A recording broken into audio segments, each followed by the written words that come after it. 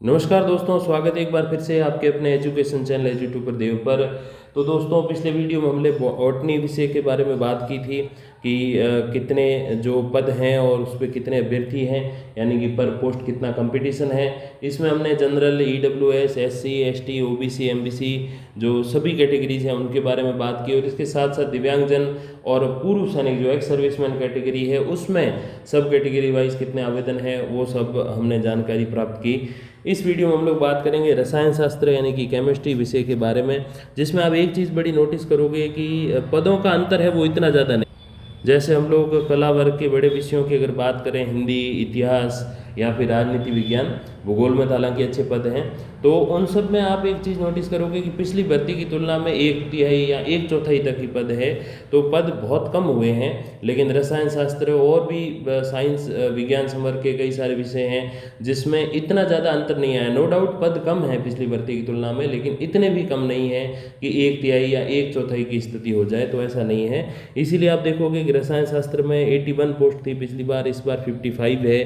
तो कंपटीशन में इतना कोई विशेष अंतर देखने को मिलेगा नहीं, क्योंकि पिछली बार 81 पदों के लिए 9110 फॉर्म थे, इस बार 9173 फॉर्म है, यानी कि जो कंपटीशन है वो 167 का है इस बार, और पिछली बार 112 का था।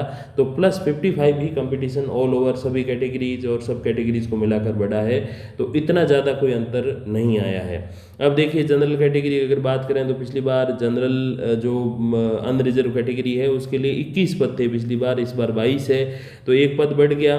और आवेदक जो है वो घट गए। इस हिसाब से अगर हम देखें तो पिछली बार 69 का कंपटीशन जनरल अनरिजर्व कैटेगरी में था क्या, अभी भी है, क्योंकि इंटरव्यू वगैरह अभी चीज़ें होनी हैं।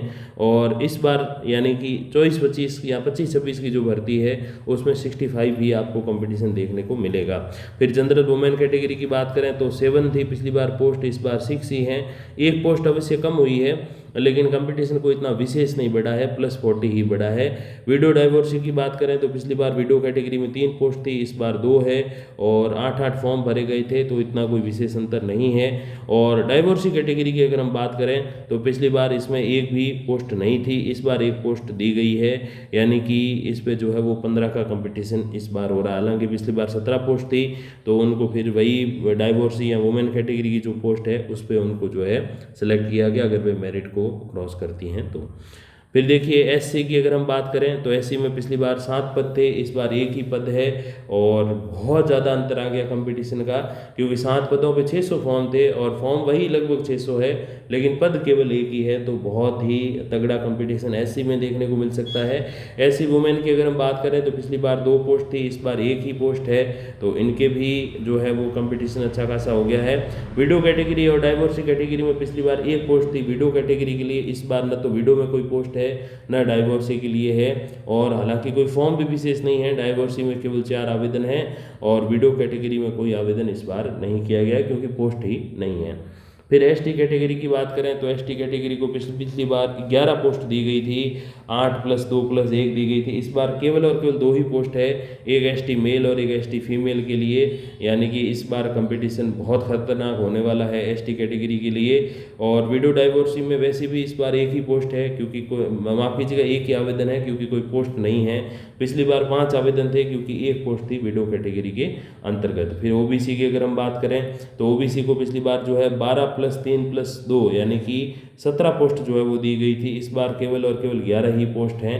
हालांकि अंतर तो 6 पोस्ट का ही है, लेकिन ये अंतर तब बहुत ज़्यादा हो जाता है जब ओबीसी मेल कैटेगरी के अंतर्गत पोस्ट बिल्कुल आधी हो चुकी है, क्योंकि पिछली बार 128 का कंपटीशन था और इस बार जो है वही डबल हो गया है, क्योंकि फॉर्म लगभग 1500 के समथिंग इस बार भी भरे गए हैं और पोस्ट जो है वो आधी हो गई है। महिलाओं के थोड़ा सा ठीक है, क्योंकि पिछली बार भी 3 पद थे, इस बार भी 3 पद है। हालांकि ओबीसी फीमेल कैटेगरी की अगर हम बात करें तो पुरुषों से ज़्यादा आवेदन है इसमें, तो ऐसे हमें भले ही ठीक लग रहा है कि चलो बराबर बराबर पोस्ट हैं, लेकिन असल में इनका कंपटीशन और तगड़ा है, क्योंकि लगभग 1800-1900 फॉर्म है, जो कि पुरुषों से 300 से 400 ज़्यादा है।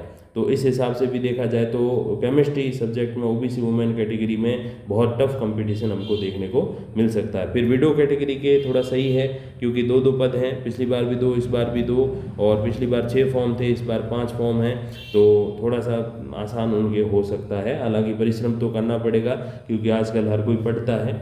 और डिवोर्सी कैटेगरी की अगर हम बात करें तो डिवोर्सी में बिल्कुल भी कोई पद नहीं है, ना पिछली बार ना इस बार। 26 और 24 आवेदन अवश्य आए हैं।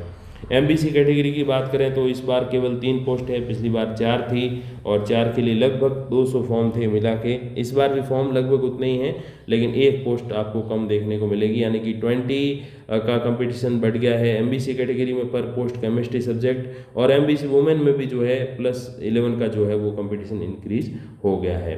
फिर ईडब्ल्यूएस कैटेगरी की अगर हम बात करें तो देखिए, ईडब्ल्यूएस कैटेगरी में पिछली बार 6 पोस्ट थी, इस बार केवल जो है वो 4 पोस्ट हैं। जनरल की अगर हम बात करें, ईडब्ल्यूएस वुमेन की बात करें तो पिछली बार 1, इस बार 2 पोस्ट हैं, तो इनके थोड़ा सा सही हो गया।